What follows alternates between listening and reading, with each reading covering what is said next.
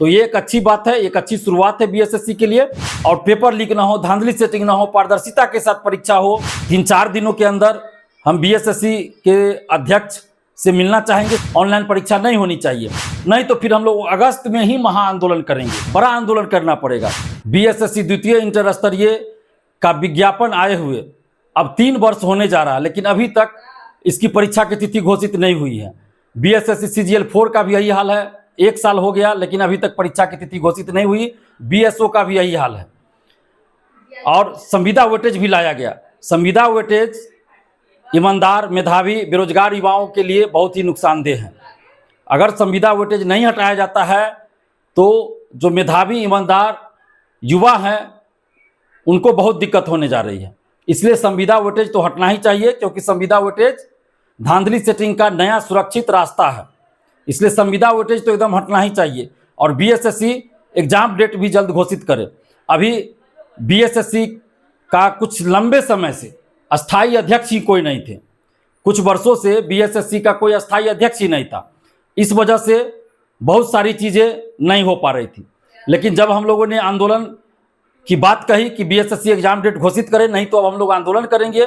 और हम लोग बहुत प्रयास इंटरनल कर रहे थे कि बीएसएससी का अस्थाई अध्यक्ष नियुक्त किया जाए, क्योंकि जब तक बीएसएससी का अस्थाई अध्यक्ष नहीं कोई होगा तो फिर बीएसएससी में सही से कोई काम नहीं हो पाएगा और कोई भी बड़ा काम नहीं हो पाएगा। तो अब सरकार ने बीएसएससी का अस्थाई अध्यक्ष नियुक्त कर दिया है। तो ये एक अच्छी बात है, एक अच्छी शुरुआत है बीएसएससी के लिए। और अभी शोभा अहोतकर जी को बीएसएससी का नया अध्यक्ष, अस्थाई अध्यक्ष बनाया गया है। शोभा अहोतकर जी एक ईमानदार पदाधिकारी रही हैं, आईपीएस रही हैं और जुझारू हैं। इसके अलावा कड़क मिजाज की भी मानी जाती हैं। और जब वो दरभंगा की एसपी थी, उस समय हम मैट्रिक में थे, दरभंगा की एसपी बनकर वो आई थी, उस समय से उनके बारे में हम जानते हैं।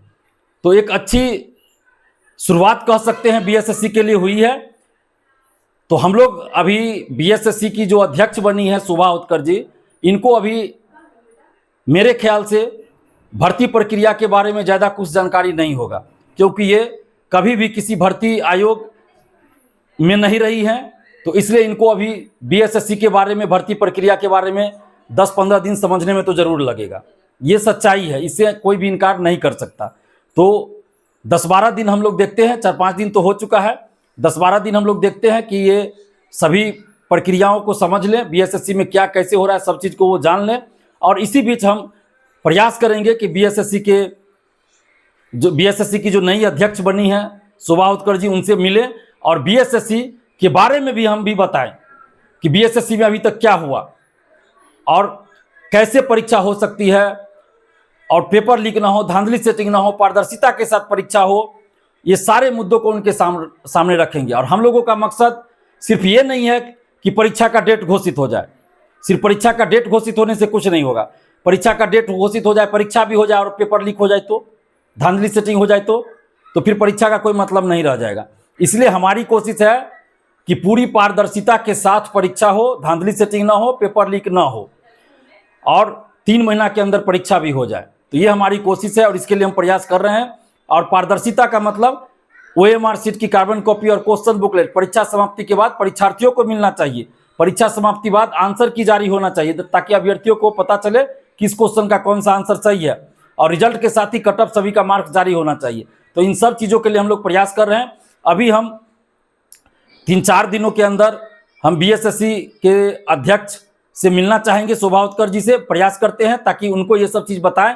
और परीक्षा ऑफलाइन हो, जब तक ऑनलाइन सुविधा सरकार के पास नहीं हो तब तक ऑनलाइन परीक्षा नहीं होनी चाहिए, क्योंकि ऑनलाइन अभी सरकार के पास तंत्र विकसित नहीं है। और प्राइवेट एजेंसी को, प्राइवेट संस्थानों को परीक्षा कंडक्ट कराने के लिए दिया जाएगा। कई ऑनलाइन सेंटर ऐसे हैं जो धांधली सेटिंग, पेपर लीक में संलिप्त पाए गए, उन पर एफआईआर भी दर्ज है। तो ऐसी परिस्थिति में वैसे सेंटरों पे परीक्षा होगी तो पेपर लीक, धांधली सेटिंग तो होना ही है। तो इसलिए कदाचार मुक्त परीक्षा हो और अच्छे तरह से परीक्षा हो, इसके लिए ज़रूरी है अभी ऑफलाइन परीक्षा हो, जब तक कि सरकार के पास ऑनलाइन सुविधा उपलब्ध खुद का ना हो जाए। तो इन सब चीज़ों से हम पहले शोभा अहोतकर जी को अवगत कराना चाहते हैं। अगर वो सहमत हुई सब चीज़ों पर और परीक्षा का डेट घोषित करने के लिए तैयार हुई तो ठीक है, नहीं तो फिर हम लोग अगस्त में ही महा आंदोलन करेंगे, क्योंकि छोटा मोटा आंदोलन करने से कुछ नहीं होने वाला है, बड़ा आंदोलन करना पड़ेगा। तो अगस्त में ही, जब भी हो अगस्त में ही आंदोलन करेंगे बीएसएससी के लिए। तो आप जितने भी बीएसएससी के अभ्यर्थी हैं, आप सब एकजुट रहिए और जब भी आंदोलन का आह्वान करेंगे उस डेट पे आप लोग जरूर आइएगा। धन्यवाद। जय